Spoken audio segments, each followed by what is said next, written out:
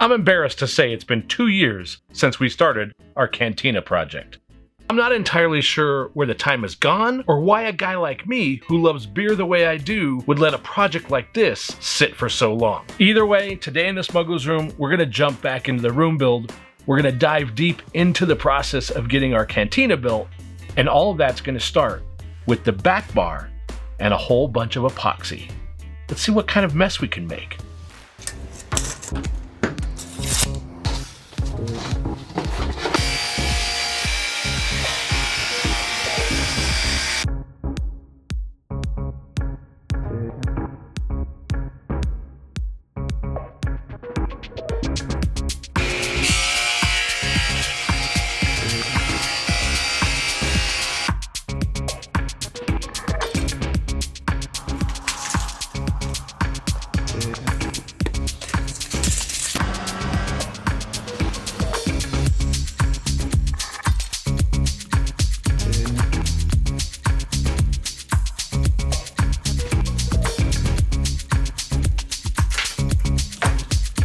An eighth? Correct. Not a quarter. No. Hope this works. Fancy.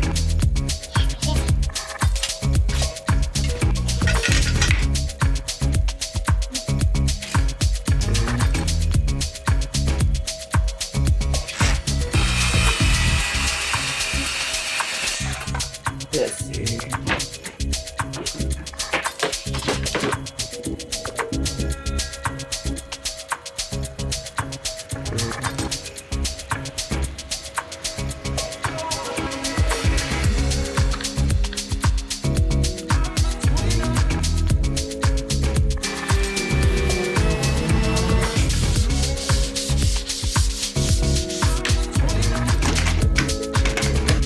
Cabinet scraper.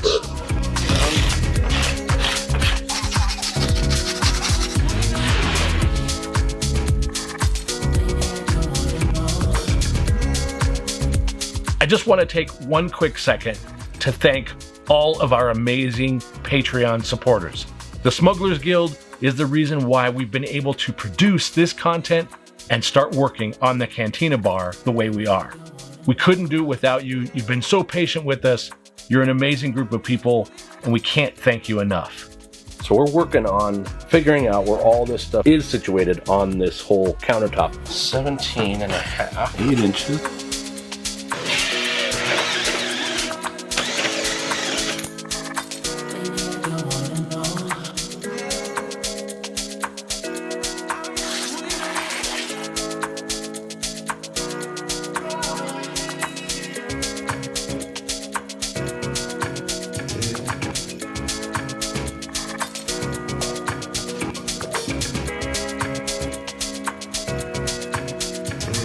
Checking levels. Right on the money. Well, my table saw is apparently not very level.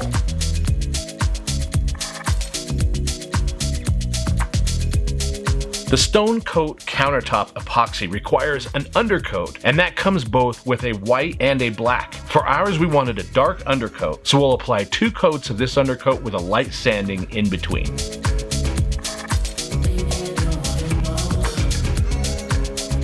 Okay, super nervous. Are you nervous? We're getting ready to pour epoxy all over these countertops.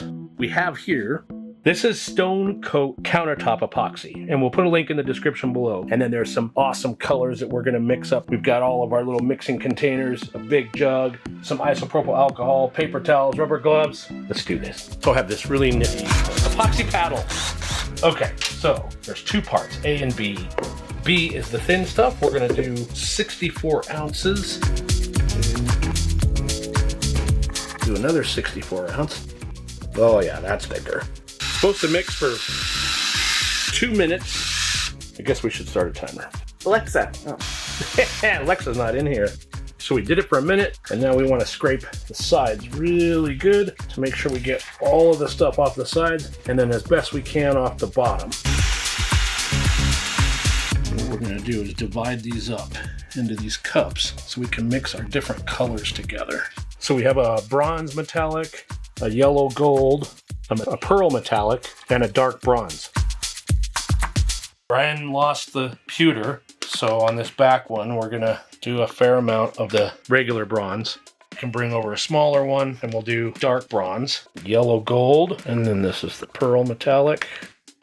How do I know when we're ready here? Just, I think, yeah, Yeah, okay.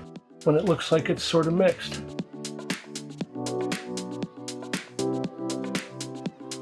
We're gonna spread this all out on here. Spread the love. Then we're just gonna start.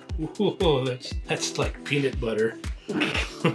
It feels like a thick peanut butter. The idea here is to spread the first layer of epoxy out across the entire project. This is self-leveling epoxy. So with this method, we're spreading it across, breaking all the surface tension, and that'll help the epoxy flow.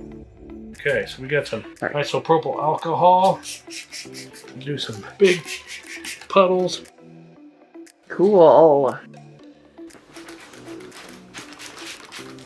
Then we get to come in with the colors that we mixed up and lay them in an interesting way. We really didn't have a specific plan for this. We just wanted to continue to lay colors and patterns until we were happy with the end look.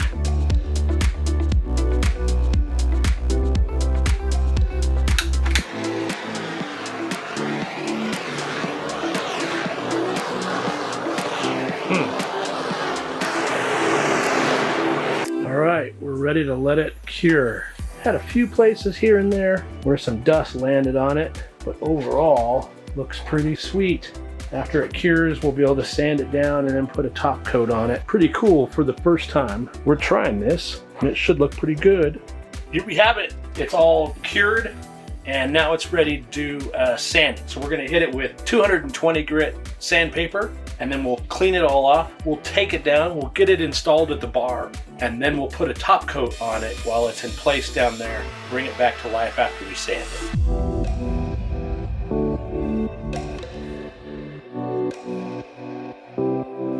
Let's have a little chat.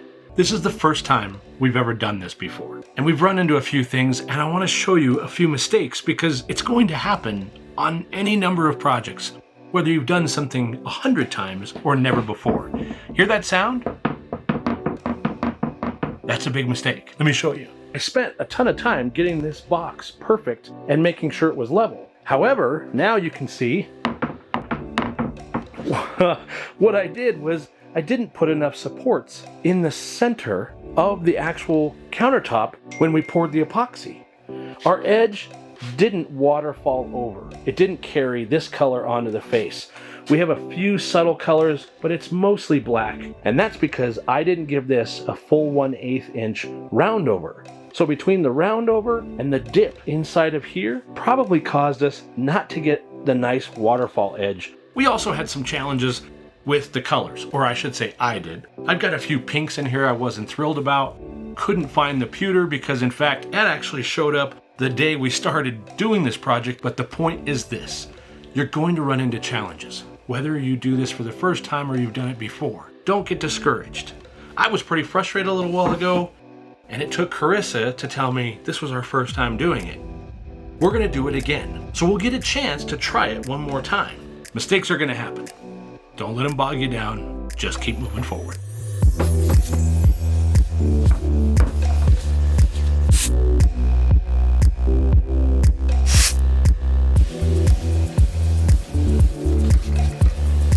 So we're working on this countertop, and what I've done is built a simple box that we can put right down here on top of our wine fridge. So this cabinet here, the countertop is sitting on top, and then with this box on top of our wine chiller, we can get it at the same height. Let's see if we did it right. Nope. Wow, I didn't measure that right at all. I measured something wrong. Okay, take two. Awesome. Okay. So now what we're going to do is clamp these together, level them off, and then we'll bolt these two together and we'll bolt it into the wall along the back.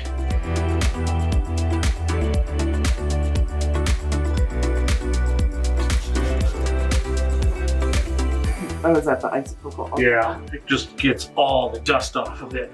So we're putting a top coat on here that'll help protect it and it'll give it back to life. It's a 2-to-1 mixture, so it's 2 of part A to 1 part B. And we're gonna do 5 and 2.5. So we've got a little bucket that has all the increments on it. So now we just mix this up really, really good first.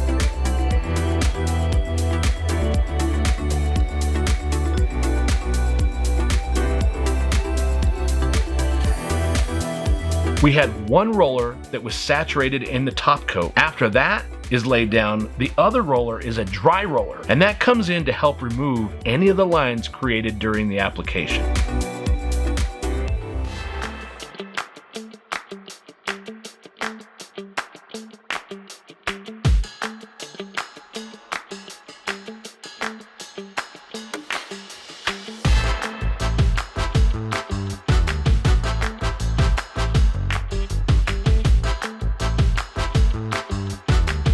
Chris and I had been talking about various ways we wanted the countertops for both the back bar that you're seeing here and the actual front bar countertop that you'll see later. We stumbled across Stone Coat Countertops and got very excited. The process of creating and pouring the back bar countertops was both a learning process as well as extremely enjoyable. It's the first step in our return to our Cantina Bar project in our room build. You've just seen the first taste of so many elements to this space. If you've wondered where we've been recently, I can tell you we've been going all out in the room build, specifically in the bar area. In the coming weeks, you're gonna see a lot of various content surrounding this bar. All of it in and of itself would be really cool, but when combined, it's gonna make an incredible Cantina bar for our room build. We're gonna show you a variety of different projects, different types of materials, different applications, all that you can use in your various projects. So make sure you're subscribed because you won't want to miss the next time we build something out of nothing.